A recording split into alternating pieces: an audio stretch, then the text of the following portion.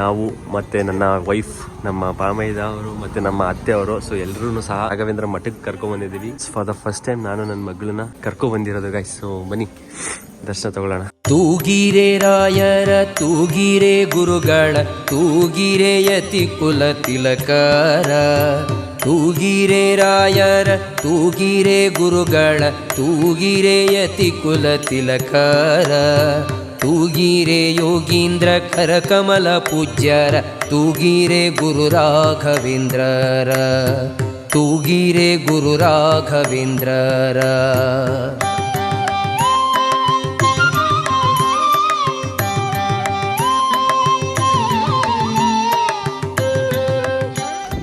Actually ನಾವು ಮಠಕ್ಕೆ ಬಂದಿದ್ವಿ. ಸೊ ಮಠಕ್ಕೆ ಬಂದಿರುವಂಥ ವಿಷಯ ಸೆಕೆಂಡ್ರಿ, ಬಟ್ ಆದರೆ ಇಲ್ಲಿ ನಮಗೊಂದು ಸ್ಪೆಷಲಾಗಿ ಏನು ಸಿಕ್ತು ಅಂತಂದರೆ ರಾಯರಲ್ಲಿ ಅಭಿಷೇಕ ಮಾಡಿರೋಂಥ ಒಂದು ಪ್ರಸಾದ ಸಿಕ್ತು ನಮಗೆ. ಸೊ ನಮಗಾಗಿ ಅಂತಲೇ ಎತ್ತು ಮಡಗಿದ್ರು ಏನೋ ಗೊತ್ತಿಲ್ಲ.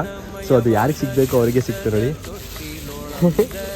ಸೊ ಫುಲ್ ಅಭಿಷೇಕ ಫ್ರೂಟ್ಸ್ ಎಲ್ಲ ಹಾಕಿ ಅಭಿಷೇಕ ಮಾಡಿತ್ತು. ಸೊ ಅದನ್ನು ನಮಗೆ ಇವತ್ತು ನಮ್ಮ ಇಲ್ಲೇ ಪರಿಚಯದವರಿದ್ದರು, ಪುರೋಹಿತರು ನಮಗೆ ಪರಿಚಯದವರಿದ್ದರು. ಸೊ ಅವರು ನಮಗಾಗಿ ಎತ್ತು ಮಡಗಿದ್ರು ಅಥವಾ ನಮಗೋಸ್ಕರ ಅದು ಬರೋದಿತ್ತೋ ಗೊತ್ತಿರಲಿಲ್ಲ. ಅದು ನಮ್ಮ ಕೈಗೆ ಬಂದು ಸೇರಿತು. ತುಂಬ ಖುಷಿ ಆಯಿತು ಗೈಸ್ ನಮಗಂತೂ. ಅಲ್ಲ ಏನು ಅನಿಸ್ತು ನಿಮಗೆ? ನನಗೂ ತುಂಬಾ ಖುಷಿ ಆಯಿತು. ನನ್ನ ಆರಾಧನೆ ದಿನ ಬರೋಕ್ಕಾಗಿರಲಿಲ್ಲ, ನನ್ನ ಕೈಲಾದ ಸೇವೆನೇ ನೀವು ಮಾಡಿದ್ದೆ, ಬರೋಕ್ಕಾಗಿರಲಿಲ್ಲ. ಇವತ್ತು ನನಗೆ ಅದು ಪ್ರಸಾದ ಸಿಕ್ಕಿದ್ದು ತುಂಬಾ ಖುಷಿ ಆಯಿತು. ಅದೆಷ್ಟು ರಾಯರ ಅಭಿಷೇಕದಿಂದ ಬಂದಿರೋಂಥ ಪ್ರಸಾದ ಗೈಸ್ ಅದು. ಜೋಪಾನ ಮಾಡಿ ತಗೊಂಡೋಗ್ತಾರೆ.